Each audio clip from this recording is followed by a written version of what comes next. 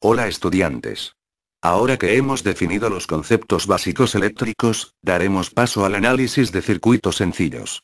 El objetivo de este video, no es describir detalladamente todos y cada uno de los procesos para el análisis de circuitos eléctricos, sino más bien, resumir y dar énfasis en los pasos indispensables a la hora de realizar un análisis. Recomiendo a los estudiantes que se apoyen en los libros de texto, y en los catedráticos si se tiene alguna duda. Comencemos. Sabemos que existen dos tipos de elementos que se pueden conectar en un circuito: los elementos pasivos, y los elementos activos. Rápidamente surge la pregunta, ¿cómo se conectan estos elementos? Pues bien, hay dos formas básicas en las que se pueden conectar: en serie, y en paralelo. Dos elementos están en serie si tienen un solo punto en común, en el cual no hay conectado un tercer elemento. Entiéndase punto o nodo como la unión de dos o más elementos, en la cual no hay caída de voltaje. Dos o más elementos están conectados en paralelo cuando se conectan a dos nodos comunes en el circuito. En esta imagen todos los elementos están en paralelo ya que todos comparten el mismo par de nodos. En ciertas ocasiones distinguir los nodos sirve de manera visual para advertir posibles conexiones en serie o en paralelo. Se advierte que la corriente que pasa por los elementos conectados en serie tiene que ser la misma. Y de manera análoga, la tensión entre las terminales de los elementos conectados en paralelo es igual. Para que esto tenga consistencia, las fuentes de corriente conectadas en serie tienen que tener la misma dirección y magnitud. Y las fuentes de voltaje conectadas en paralelo, imperativamente, tienen que tener la misma magnitud y polaridad. Las fuentes de voltaje en serie se pueden sumar, sumando sus magnitudes con el signo más o menos correspondiente, dependiendo del sentido en el que se está sumando. En este ejemplo tenemos que la fuente equivalente sería 3, menos 6, más, menos 3, menos 1. Igual a menos 5.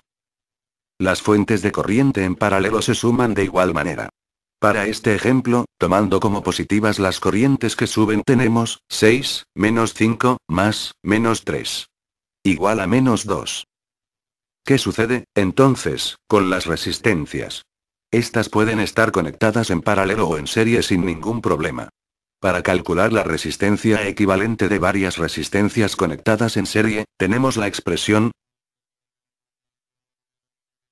Y para las conectadas en paralelo tenemos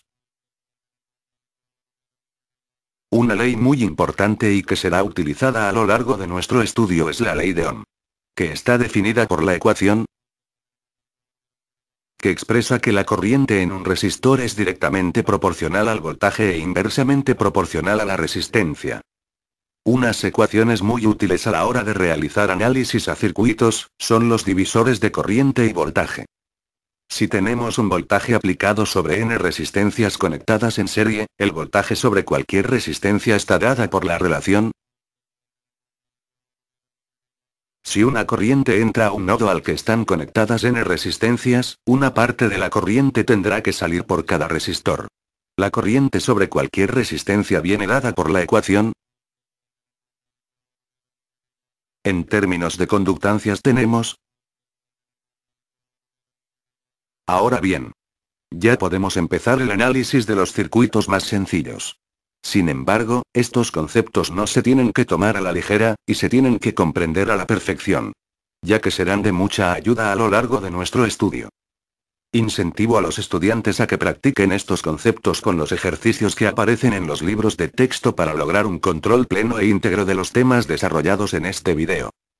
Espero que haya sido de su agrado.